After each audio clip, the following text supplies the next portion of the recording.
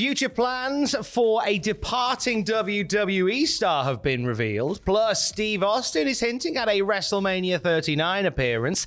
And an Impact star has been approached for a Ring of Honor role. It's all in the wrestling news right now. Sad/glad that Kushida has gone from WWE. I think that's accurate. I think that's very fair. Sad/glad. One of the most decorated junior heavyweights in New Japan history barely got out of the blocks in WWE. It's so sad. He's so talented and he's wasted. Is that fair to say? Wasted a few years in WWE. Nothing's ever wasted in life, but yeah. Yeah. No, I think there was some gain from that, but it could have been so much more. What's he doing next, Fraser? So, Dave Meltzer has said he's done, his contract is expired, and it was no secret that he wasn't going to stay, and it looks like, and it's WWE's belief, that he starts with New Japan Pro Wrestling in June. That's not that far away. Just in time for Dominion as well. Yes, indeed. It'll be a big... It's interesting that he left New Japan as probably their top junior, apart from Hiromu. Will he go back as a junior? Because everyone else in that division has left. Like Ospreay's in the main, heavyweight scene. Hiromu is no longer in the junior heavyweights. Will Kushida find a spot? I think he deserves that call up to the heavyweights, without a doubt.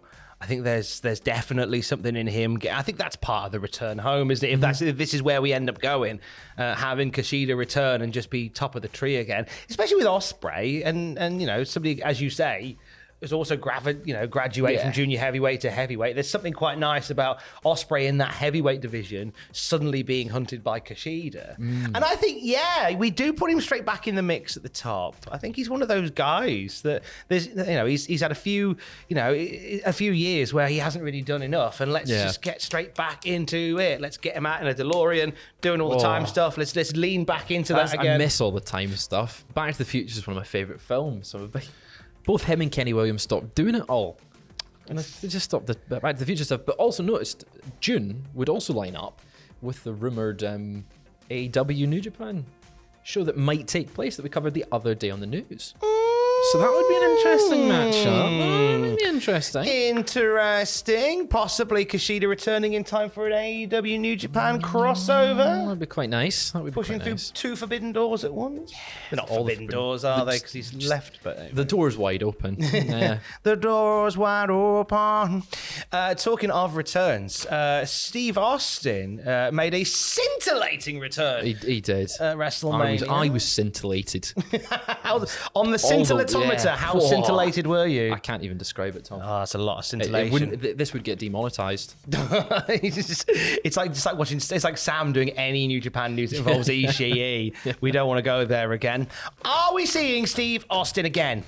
He would really like it, and we think we likely will. It's WWE. Steve Austin said on the Brewbound podcast whether he'll be part of WrestleMania 39 next year. I would really imagine that it's within the scope of that show. That's going to be a big show in a big city, and it'll be a 2-night event. So he says, I'm sure I'm done wrestling, but as part of WWE, I can't imagine I would not be there in some capacity. It's what we expect. It's WrestleMania. Stone Cold Steve Austin's likely going to be there. It's the way he says, I'm sure I'm done. In the same way that I go, I'm sure I turned the oven off this morning. With that same energy. Well, then you go home and Pablo's done it. Yeah, good boy. He was very happy with his showing at Mania. He said, I never thought I'd be back in the ring, but there we were, headlining, main event of WrestleMania Night 1. Truly an honor to be out there. Really excited to be out there. Just like for the last few times, I've been able to drink our beer, Broken Skull IPA, out in the ring. Of course, this is a brewery podcast. Placement as well that he has. He's got his beers always in the center focus of the shots. It was great. The man's a marketer. And this is an IPA podcast, so of course we need to get it back onto the beer immediately. Would you like to see him at WrestleMania next year? If he has a match. It's Hollywood, isn't it? It is. And if the rumor is going to be Rock and Roman, a little stare down between Rock and Austin. I'm not saying I want that again, but give them a match at 40. Yes, keep it coming back. Rock and Austin headlining WrestleMania 40. Imagine. We make no stars anymore. From headlines to pre-shows, Impact Rebellion coming up on Saturday, and we have a Knockouts tag team title match in the pre-show.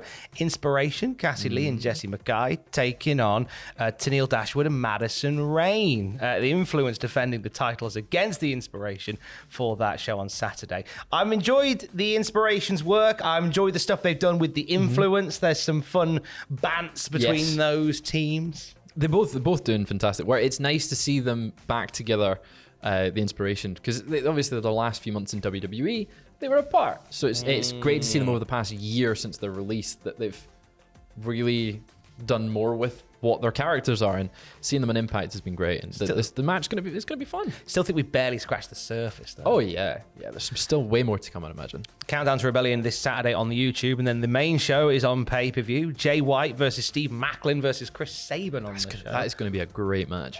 Where's that on your scintillometer?